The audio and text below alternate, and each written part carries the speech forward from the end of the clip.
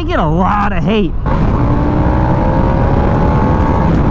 Should Harley Davidson have made this beautiful, beautiful Sportster S? I've gotten a lot of comments from people that are traditional Harley owners that have said that Harley's gone by the wayside, this bike is a piece of crap, and they shouldn't have made it. Let's go for a ride today so I can tell you what I think, give you a little bit of a review on this bike, some key details, whether or not I think if Harley should have made the Sportster S or not.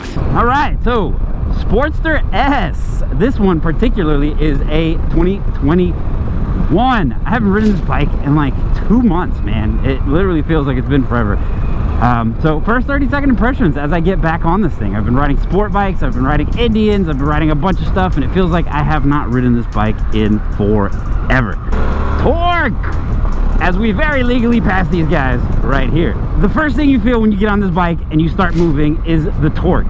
This thing does not take a lot of movement to get the bike to move. It is an A mode. I never take it out of A mode, which is a custom mode, full power, full throttle. It never leaves that mode because why? Rider modes I think are dumb once you learn and ride your bike. But either way. Also, did I mention, stick around till a little bit further later where I make a comment that's really gonna piss some people off. First thing you notice when you get on this bike, the rear brake leaves a little bit to be desired. I personally like rear brake, and this bike doesn't actually have the best one. It's interesting. The shifter feel is kind of like vague and ambiguous. It's like kind of confused. It like snatches as it goes into gear, so it's not like perfectly smooth, and it doesn't click into place completely. Between first and second, there's like a weird snag that, I don't know, it just bothers me. Every other gear for the most part is pretty good. It's not like your traditional Harley transmissions to where it's like a solid clunk. It definitely is light and soft. The downshifts are much better than the upshifts, but there's, I don't know, it's like a little, I don't even know how to put it. It's really a strange snag as you change from one gear to the other. You gotta really push. You gotta really push the lever to get it into the next gear. There's a lot of times where you'll try to snag it and it won't completely go into gear. And this bike has like 9,909 miles, so it's very well broken in. Usually you get that at the very beginning, first couple hundred miles as everything kind of seats. It's already well seated. Let's go through this neighborhood right here for some slow speed stuff. Again, this isn't high power mode. I don't use the modes because I know how to control the throttle, so therefore all the other modes are kind of useless. So as you go through the slow speed stuff in this bike, at slow speeds, it's actually really comfortable. The bike is pretty well balanced, it's nimble, it's easy to move back and forth.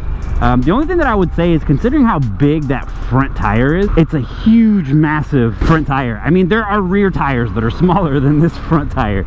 You notice that the bike kind of wants to stay upright at slow speeds. It doesn't fight you. It's really flickable back and forth, and it will change directions.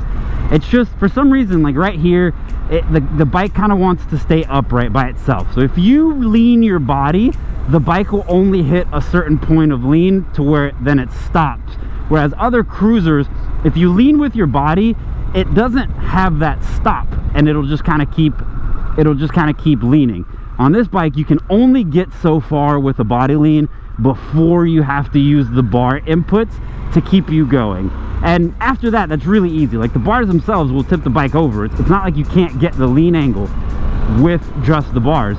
The only thing is, like right here, for example, I'm using my body to kind of lean back and forth, and it'll only go about there by itself with your body. And then after that, you have to use your bars to actually keep on going. So you get a little bit of steering with your body and a lot of steering with the bars, whereas on most other style cruisers with a narrower front tire, you get a pretty decent amount of steering with the body, and then you get even more with the bars, whereas this one has not a lot with the body. So your body movements doesn't affect it very much. You have to use a lot of bar input.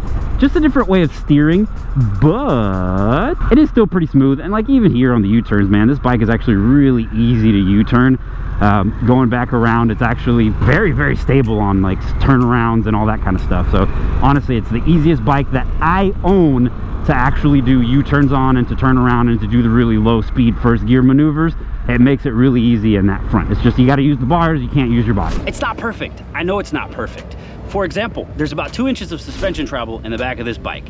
And if you're old, like most people that complain about this bike, I can see how that would be a problem. But for me, these upside down forks actually add a little bit of performance and handling to the bike, and I'm comfortable with how stiff it is, knowing that I can actually maneuver the bike around and avoid big giant potholes. Now, this is quite useless. Don't ever put anyone back there, that's all. If any of you guys have any questions about what this bike is like to ride and own, let me know, leave it in the comments. I'll definitely make another video kind of talking about all of these points, or I'll just answer you back. I've had this bike for 1.5 years now, and I absolutely love it.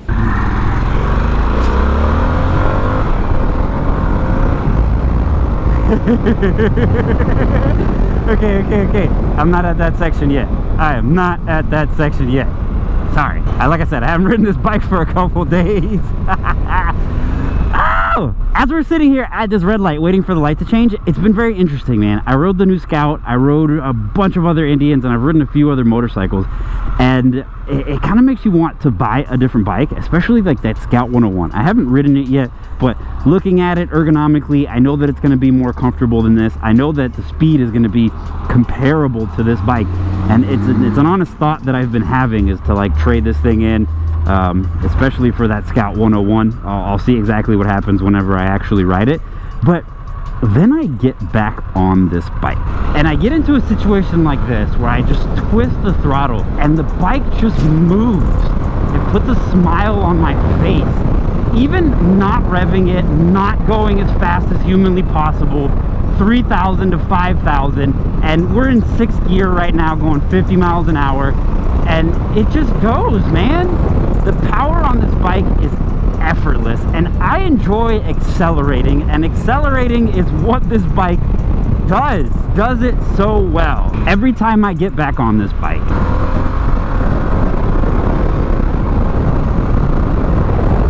every time I twist the throttle, I remember why I got it.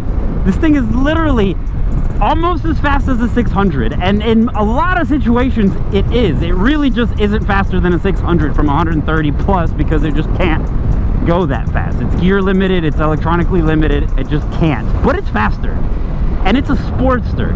Like, we're here, we're answering the question, should Harley have made this Sportster? And when it comes to power, the answer is yes.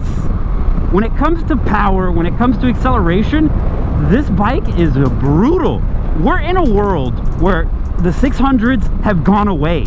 There's no more 600s. There's 2 companies making iterations of bikes that have been around in the market for 10 plus years, with a new dash, some winglets on the CBR, but they're the same engines, the same chassis. There's nothing different or special about them over the previous years. Like, you can go back to 2010 and literally get the same bike. Yeah, it may not have a digital display, but the engine, the transmission, the ergonomics of the bike are all the same.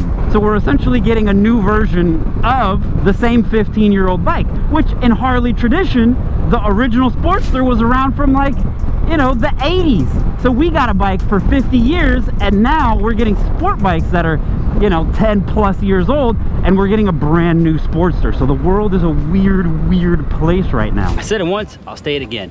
If you want the old traditional Harley riders to be really pissed off, watch this video till the end. Let's get some views, let's get some retention on this thing, and let's get some more people to watch it.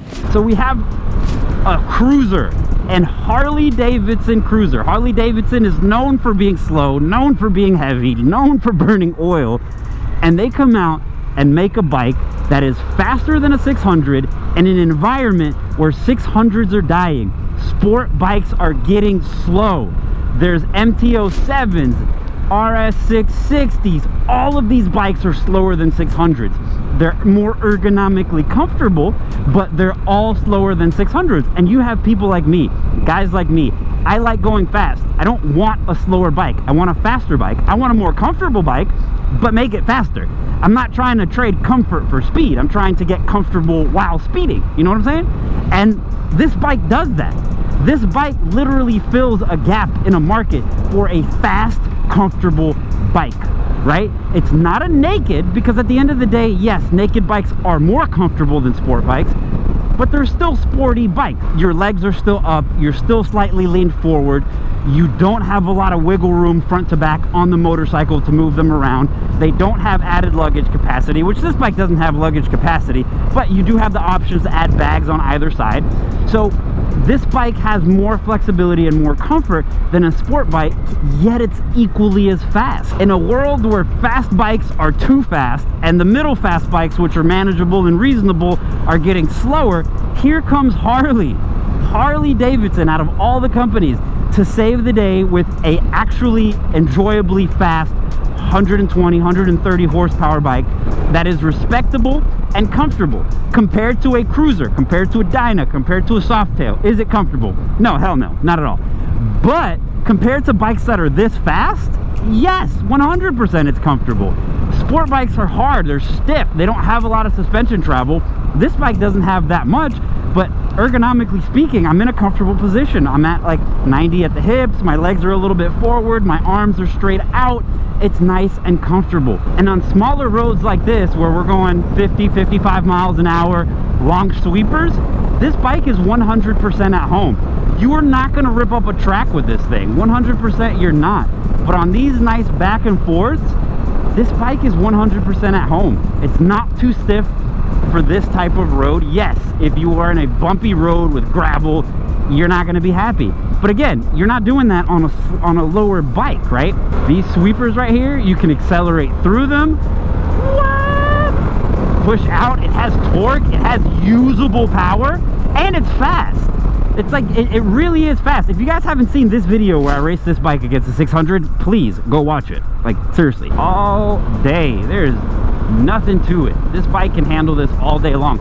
And it's liquid cooled, has a radiator, so the bike's not going to overheat. It can actually handle traffic. I live in Florida. It's literally like 100 plus every day here during this time of the year, and I don't have to worry about my bike. I can go outside, I can ride this bike.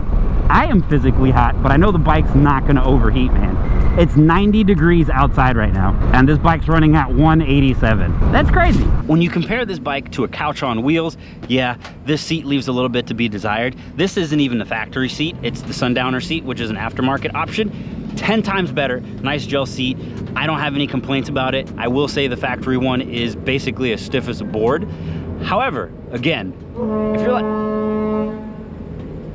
if you're like 90 years old, this may be a little bit uncomfortable, but coming from a faster bike like a 600 and 1000 like I have, this is actually quite soft, and it's not bad when you're comparing it to bikes of this level of speed. And in reality, there are people out there that have seats that look like this. I just happen to think that removing this from the bike makes it look god awful. Comment below if you agree. Also, stick around to the end to find out what I think and if Harley should have made this bike in the first place. As we jump onto here, we're going to talk about the power of this bike. Power! Oh yeah!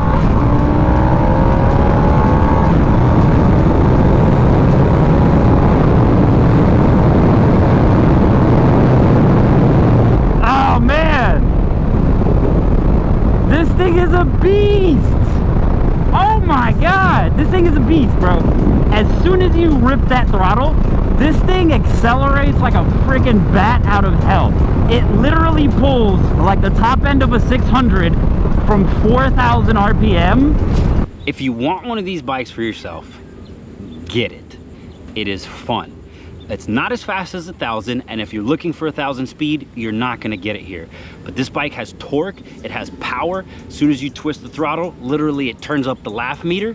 It is a fucking hilarious bike to ride. It makes no sense. I don't understand what category it falls into. It's technically a cruiser, but it's like a neo retro bike, but it's fast like a sport bike. I don't know what category this bike is. I don't think it should be qualified as a cruiser. I don't think it should be called a Sportster, but a good bike it is. I made this video right here. If you guys haven't seen that, watch that. And I get a lot of hate. There are Harley Davidson fans that have literally told me they sold their motorcycle because Harley Davidson created this bike. So the question for today, should have Harley Davidson made the Sportster S? And the moment you get on this bike and you crack open the throttle, you understand why. It just doesn't make sense. and that's okay. Was it designed in the 1960s? No. Is it a traditional bagger? No. Is it air-cooled? No. But does it have a Harley Davidson badge? Yes. Does it represent future and change in a market that is taking a step back, essentially, and going to designs of old and going back to retros and trying to find its way, and Harley's finding a new way, a different way, as a company that's been 100% traditional? Yes. I really do think that this bike does belong in Harley's lineup. It's 100% different. Listen, if you're like 70 years old and you don't think that this bike should exist because it's not a Harley, in 20 years you're not going to be around and no one's going to be buying the bikes that you're going to buy. Harley Davidson made this decision because it's looking for a younger market. I wouldn't have bought a different Harley because I like going fast. And if Harley stands for going slow, then I don't want it.